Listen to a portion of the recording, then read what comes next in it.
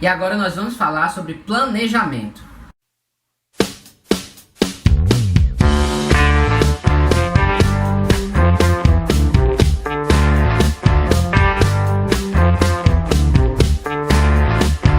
Como tudo na vida é preciso um planejamento, ou seja, você fazer um plano prevendo dificuldades, prevendo ações para que você possa chegar aos seus objetivos.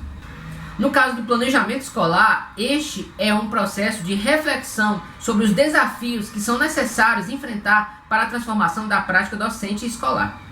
E é claro que algo tão complexo como o processo de ensino, ele tem diferentes níveis de planejamento. Por exemplo, o planejamento do sistema de ensino. Neste caso, estou falando do planejamento que acontece a nível da União, governo federal, estados e municípios. Eles vão planejar como vão realizar a educação no seu sistema de ensino. Outra forma de planejamento é o PPP, Projeto Político Pedagógico, que é o planejamento de cada instituição de ensino. Temos também o planejamento curricular, que trata exatamente da questão do planejamento da grade do ensino, do que vai ser ensinado. E aí chegamos num projeto que é mais da ação docente, que é o projeto de ensino-aprendizagem. Falamos agora do projeto de planejamento de curso.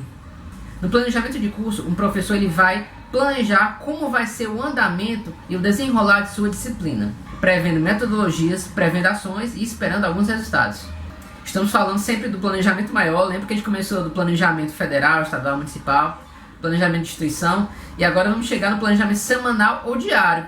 O professor planeja a cada semana e a cada aula, e é claro que vai ficando mais específico. Uma coisa é eu dizendo planejamento anual, que eu vou falar sobre a política brasileira. Outra é, na aula de hoje, eu abordar um determinado aspecto, por exemplo, as eleições. Você está focando cada vez mais e vai pensar precisamente para a semana ou para aquela aula o que você vai fazer de forma clara, com a metodologia, o tempo de execução. E ainda existe planejamento de módulos. E aí, no caso, ao invés do professor ter uma disciplina inteira, ele pode ser responsável por uma parte dela e você ter, então, um planejamento para aquela parte. Isso é muito comum, principalmente no ensino técnico, onde muitas vezes, mas nem sempre, acontece o planejamento e o ensino através de módulo.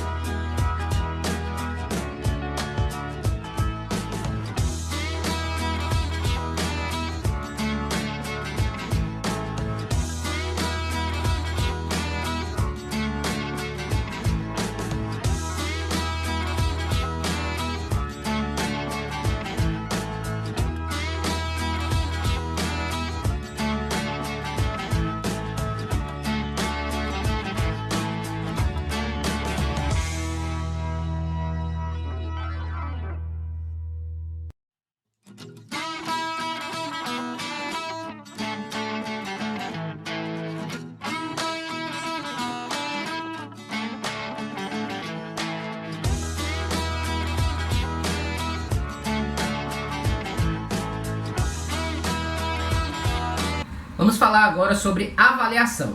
Avaliação, como a própria palavra diz, significa atribuir valor. Só que muitas vezes as pessoas pensam que avaliar é apenas atribuir uma nota, e nem sempre é assim. Avaliar é, acima de tudo, ter um diagnóstico, um feedback de como está acontecendo o processo de ensino-aprendizagem. Ao preparar uma avaliação, o docente ele tem que se preocupar com alguns aspectos. O primeiro deles é para ver se o aluno está compreendendo os conceitos usados nos diferentes ramos do conhecimento. Por exemplo, na área da biologia. Na área da biologia, será que o aluno está compreendendo o conceito de célula? Ele sabe utilizar realmente célula num contexto científico? Ele compreende quando aparece essa palavra num documentário, numa revista? Segundo aspecto a ser considerado, a ser observado ao elaborar uma avaliação, é que o professor tem que perceber se o aluno ele consegue estabelecer relações entre os conceitos. Ou seja, não basta eu saber 10 definições, eu tenho que entender como essas definições se relacionam e se elas se relacionam. Outro ponto é que o aluno tem capacidade de argumentar, de defender suas ideias. Percebe bem que uma avaliação que seja somente ABCD ou ABCDE, ela muitas vezes não consegue ser uma ferramenta que ajude o processo do aluno a desenvolver sua capacidade argumentativa. Outro aspecto a desenvolver nas avaliações é desenvolver a capacidade do educando em ter condições de relacionar teoria com prática. A partir desse princípio, podemos perceber que uma aula prática, que o aluno tem que, por exemplo, no caso, manusear vidrarias, no caso da química, e saber qual a finalidade de cada vidraria, de cada equipamento, é uma função que ele vai estar relacionando a teoria com a prática. Portanto, ao elaborar uma avaliação, o professor precisa ter plenas condições de saber que conhecimentos e habilidades o aluno deve ter para ter o efetivo exercício da sua cidadania. Claro, muito além do campo das ideias, é preciso o professor ajudar no seu processo avaliativo se o aluno está se preparando para o mundo do trabalho.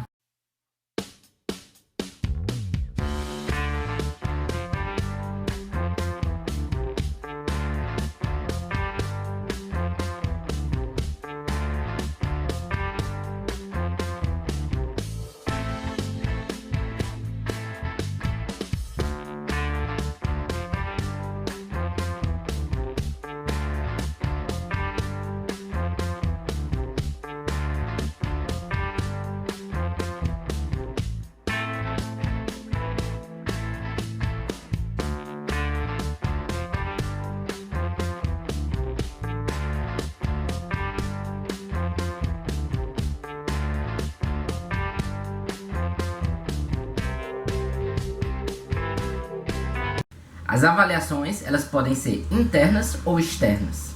A avaliação interna são as avaliações feitas pelo professor em sala de aula, tendo como objetivo principal verificar a aprendizagem do aluno, por isso muitas vezes é chamado de avaliação da aprendizagem.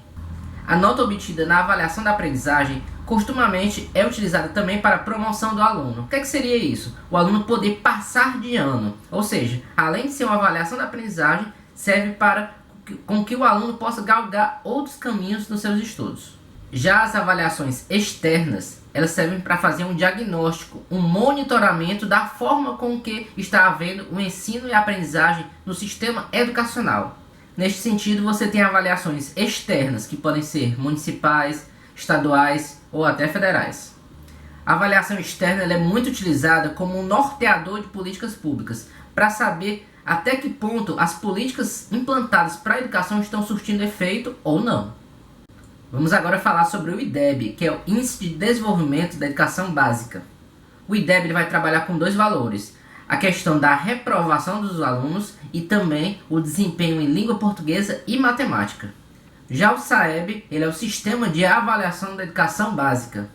O SAEB basicamente vai usar os resultados de 3 avaliações, que são ANRESC, ANEB e ANA.